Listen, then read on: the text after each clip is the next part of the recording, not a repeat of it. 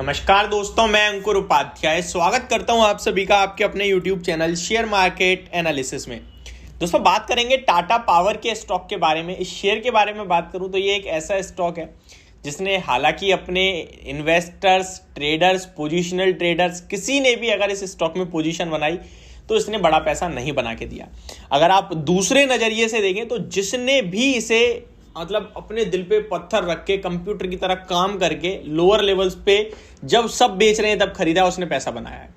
इस शेयर के बारे में बात करूं तो पिछले 11 महीने में तो नो डाउट इस स्टॉक में आपका पैसा नहीं बना है, लेकिन 2 साल में इस स्टॉक ने आपको मोर देन 100% के रिटर्न्स बना के दिए। टाटा पावर के बारे में ही बात करेंगे कि अगर आपके पास है तो क्या करना चाहिए, अगर नहीं है तो क्या हम इस स्टॉक को अपनी पोर्टफोलियो का हिस्सा बना सकते हैं। 2022 की अंडर परफॉर्मेंस के बाद क्या ये 2023 में आपको एक अच्छी परफॉर्मेंस दिखाएगा। तो चलिए स्टार्ट करते हैं और सबसे पहले कंपनी को समझने की कोशिश करते हैं। तो मैं यहाँ पे बिना किसी देरी के आपके पास डायरेक्ट जो है टाटा पावर की डिटेल्स शेयर करता हूँ पहले कि टाटा पावर में दिख कैसा रहा है सब कुछ। तो 217 रुपीज के लेवल्स पे फ्राइडे के सेशन में 2% गिरकर स्टॉक बंद हुआ है। Tata power company limited is primarily involved in the business of generation, transmission and distribution of electricity. मेरे पास एक कमेंट भी आया था कि भाई IEX और टाटा पावर में क्या डिफरेंस है। तो वो एक्सचेंज है और ये कहीं ना कहीं इलेक्ट्रिसिटी को जनरेट करता है, ट्रांसमिशन एंड डिस्ट्रीब्यूशन बांटने का काम है। वो एक एक्सचेंज है इलेक्ट्रिसिटी का, इंडियन एनर्जी एक्सचेंज है वो, ठीक है। It aims to produce electricity completely through renewable sources. It also manufactures solar roofs and plans to build 1 lakh EV charging stations by 2025 और इसमें से अराउंड 25,000 स्टेशन ऑलरेडी शायद लग चुके हैं और 2023 के एंड तक 75,000 की जो है तैयारी है और 1 लाख इन्हें 2025 तक लगाने हैं।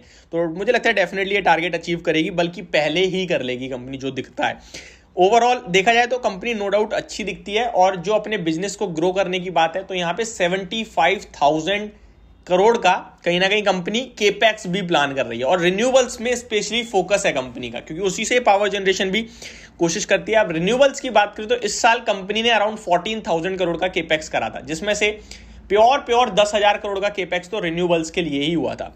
कंपनी के आपने क्वार्टरली नंबर देखे, वहां पे रिन्यूएबल्स के मामले में कंपनी एक शानदार नंबर पेश करती हुई दिखी है। अब आते हैं कंपनी की थोड़ी सी नॉर्मल डिटेल्स पे। मार्केट कैपिटलाइजेशन स्टॉक का है अराउंड 70,000 करोड़ का, करंट मार्केट प्राइस 217 का, 52 वीक हाई 298 का है और 52 वीक लो 190 रुपीज का है। स्टॉक का पीई देखें तो 27.3 के प्राइस टू अर्निंग पे मिल रहा है। बुक वैल्यू 80 रुपीज की है, 80.4 की, 200 पे ट्रेड कर रहा है, तो ऑलमोस्ट 3 टाइम्स तो नहीं होगा, 2.5 टाइम्स की बुक वैल्यू पे ट्रेड कर रहा है। डिविडेंड यील्ड 0.81% यानी कि ऑलमोस्ट आप कह सकते हैं 1% से भी थोड़ी सी कम है। Return on equity 8.4%, return capital 9.3% का, जिसे मैं कम मानूंगा। हालांकि पीयर कंपैरिजन करने के बाद ही पता चलेंगी चीजें हकीकत में कम है या ज्यादा है। तो चलिए पीयर कंपैरिजन पे आते हैं। अदानी ग्रीन्स इस कहीं ना कहीं पीयर में आ रहा है, जो कि 600 के पीई पे ट्रेड करता है, ये 27 पे। तो अदानी ग्रुप के स्टॉक से तो कंपेयर करना बेकार है, अदानी पावर से भी नहीं करना चाहिए। पावर ग्रिड का देखें तो 10 के पीई पे, ये 27 के पीई पे, तो थोड़ा महंगा दिखता है।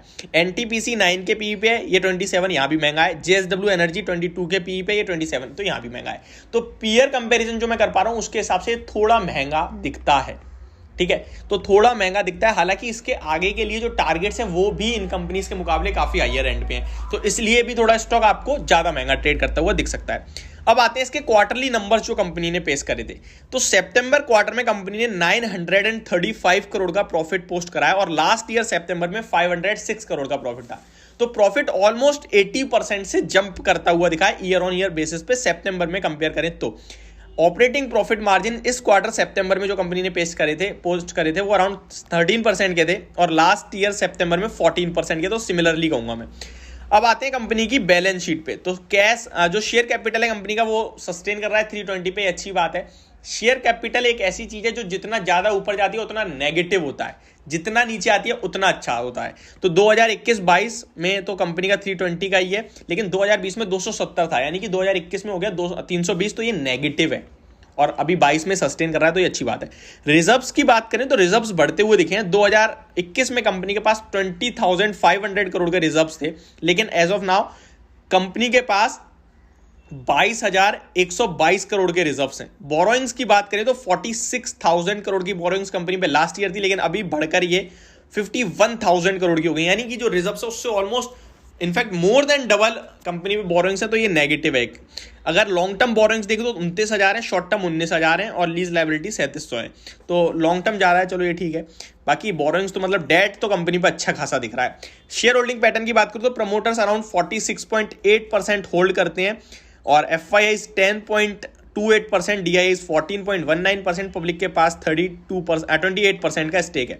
अगर DIIs में बड़े नाम देखें तो LIC लगभग 6.5% स्टेक होल्ड करती है और GIC भी लगभग 1% होल्ड करती है। FIIs की बात करूं तो यहाँ पे जो बड़े नाम दिख रहे हैं मुझे, वो मेरी स्क्रीन पे तो हालांकि नहीं आ रहे हैं, तो मैं इसे छोड़ देता हूँ। प्रमोटर्स की बात करें तो Tata Sons, Tata Limited, Tata Steel Limited का भी इसमें प्रोडक्ट है, स्टेक है। टाटा ग्रुप के तो सारे ही दिख रहे हैं यहाँ पे, टाटा इंडस्ट्रीज, टाटा इन्वेस्टमेंट, तो ये छोड़ देते हैं इसको, ठीक है। तो ये ओवरऑल शेयर होल्डिंग पैटर्न है। स्टॉक की बात करूं तो एक रेंज है, नीचे 200 ऊपर में 250, इस रेंज में ही घूमता रहता है। जितना नीचे जाएगा उतना अच्छा दिखेगा, जितना ऊपर जाएगा उतना महंगा दिखेगा, बस। तो ये इस समय मेरी वीडियो टाटा पावर के स्टॉक को लेकर। होप आपको जानकारी समझ और पसंद दोनों आई होगी। Thank you so much for watching this video. Have a great day guys.